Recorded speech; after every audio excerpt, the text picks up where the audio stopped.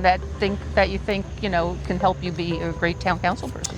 I have a communications background, social media and events planning, and so my whole job and outlook is making sure people feel included and are all on the same page and are, feel respected, have fun, but feel important. And I think that's really going to help with town council. I'm not coming from development. I have worked with small businesses. I have my own LLC, but I know that communication is everything. And I think there's no one on town council who comes with that background, so I think that would help a lot. I'm here today with Sarah Larson, who's running for Holly Springs Town Council. And first I'd like to ask you, what's your favorite thing about Holly Springs? Someone asked me that the other day, and one of my favorite things is asking someone where they're from, and you'll get a million different answers. Some people are from here, but there's so many people who are transplants, and I love the diversity of Holly Springs, where people come from all over the country and all over the world to be here, and I think that's really special. And I love to create that and highlight that and make more gathering spaces so people can learn more about each other. But I love the diversity in Holly Springs.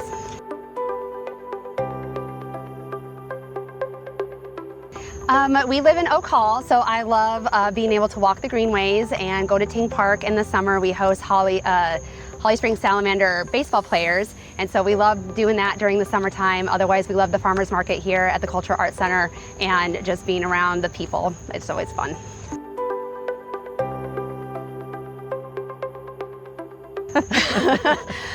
We like to go hiking and be outdoors. My kids, I have an 8th grader, 6th grader, and 3rd grader, so we're very active. Playgrounds, trails, fishing. So we love Bass Lake. We love the connectivity that the Holly Springs has, but will continue to have. And there's a new park coming online in a couple years, the Eagles Landing off of Cass Holt Road, so that'll be really fun for people. So I love just that part of the connectivity and outside aspect of Holly Springs.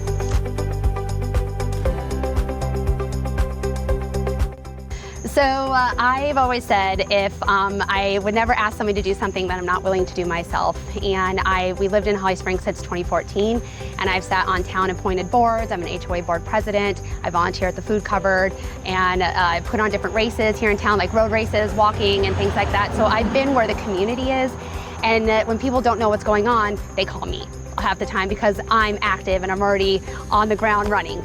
You know what I mean? And so it kind of made sense for me to bridge that from what I'm doing into town council and bring that humanity aspect to it, so they know they have a friend and a person who, if I don't know the answer, I'm going to find it for you and I'll advocate for you.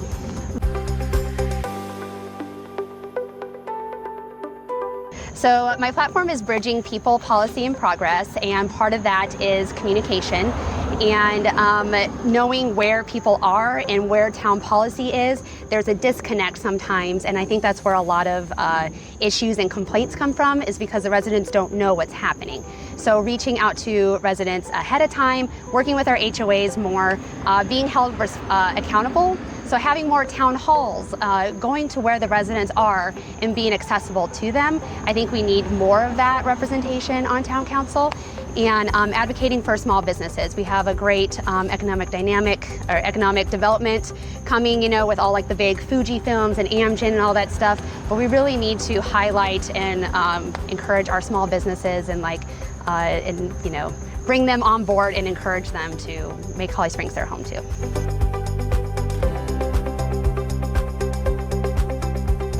Yeah, so a lot of that's going to come with collaboration and communication.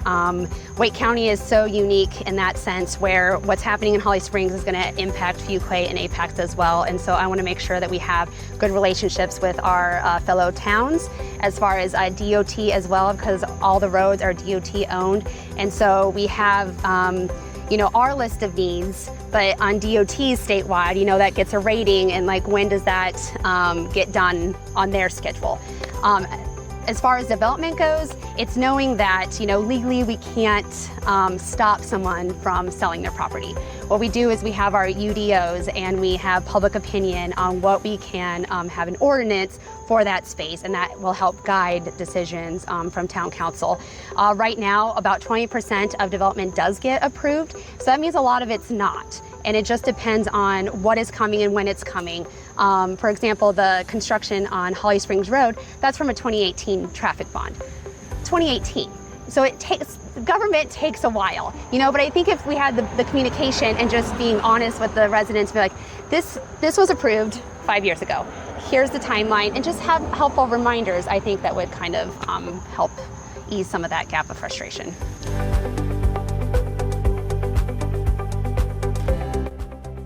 Yes, so I have attended a couple of Apex Town Council meetings, and they do a really good job of budgeting affordable housing aspect to offset some of the developer costs, because the developers are coming in, they're paying for the land, and just the price of materials and everything, like, it's expensive to develop land. And so a lot of these housing prices are set the way they are because of how much they have to pay for, they're part of the infrastructure and the town needs and the contracts that we create with them.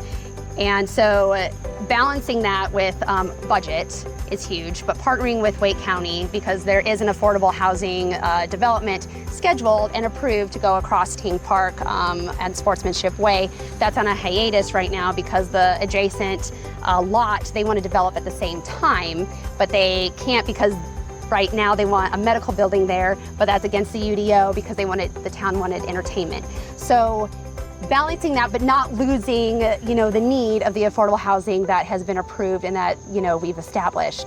So it's there and it's coming, but the town needs to currently approve the other half of the development to get that going. But I agree, we need affordable housing, we need a diversity of housing units, because we want our children to come back and live here, we want our parents to come back and live here, and we need that diversity too of different age groups and people here. So if you live here, you work here, that'd be perfect.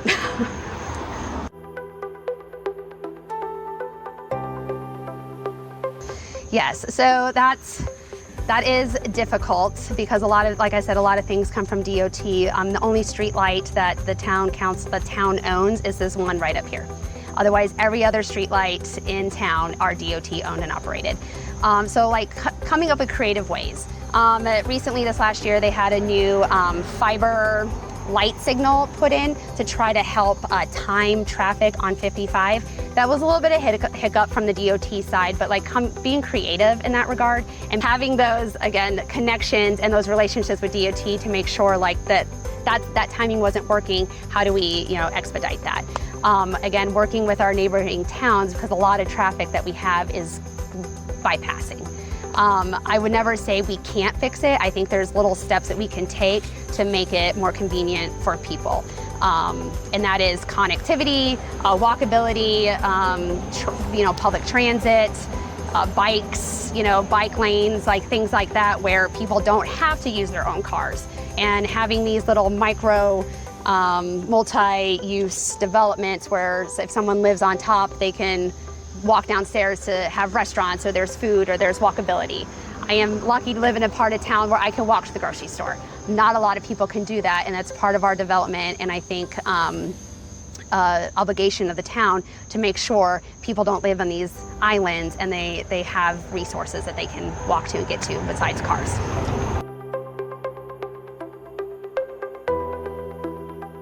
Yes, I would like to have an initiative to contact the original Holly Springs, people who have been here since the beginning, right? Like I said, one of the things I like about Holly Springs is that you meet people who aren't from here and who are from here. We almost need a subcategory or an interest group of the original inhabitants of people who are born here, raised here, people who've lived downtown, to have a voice and to feel heard. Part of that too, I think, will come from town halls, just to encourage people to come talk. Another thing for public opinion in town council is to move that back up to the top of the meetings. Right now they're at the bottom of the meetings, and sometimes people who want to be heard have to wait 2.5, 3 hours.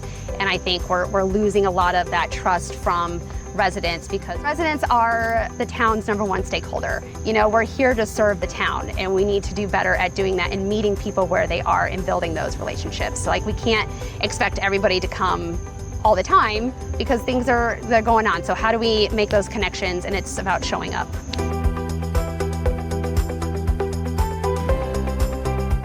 Yes, so right now I do volunteer with the food cupboard weekly and every other week, pick up from Food Lion.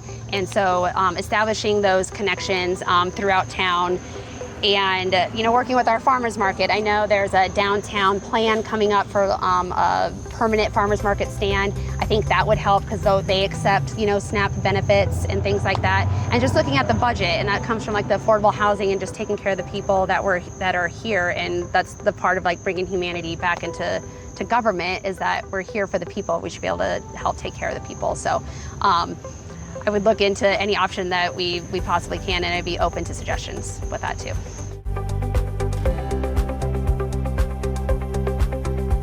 I think right now there have been steps being taken, and that's coming from the economic development that's taken place. But that's like 5 to 6 years, 5 to 10 years, when a lot of that, tax base will flip. Right, and a lot of that's going to be used to keep our property taxes lower, but how else can we utilize the industry that's coming in to help with traffic and roads? We don't have to wait on DOT to say like a project is needed. We have the funding to like expedite it and do it ourselves. So I would continue to follow up with the contracts that we had and making sure that we're using those taxes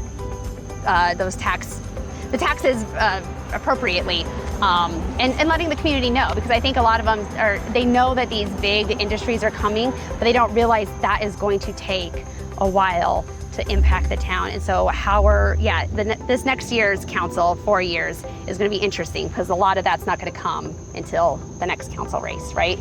So it is going to be interesting.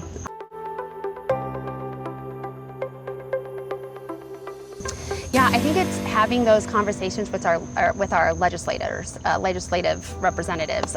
Right now, I think having a council that's willing to work with people, no matter their party, is imperative. Because otherwise the residents suffer from that. So we need to have those relationships with county and state representatives, so they know what's impacting Holly Springs. And right now, yes, there are water talks as far like the Sanford water line.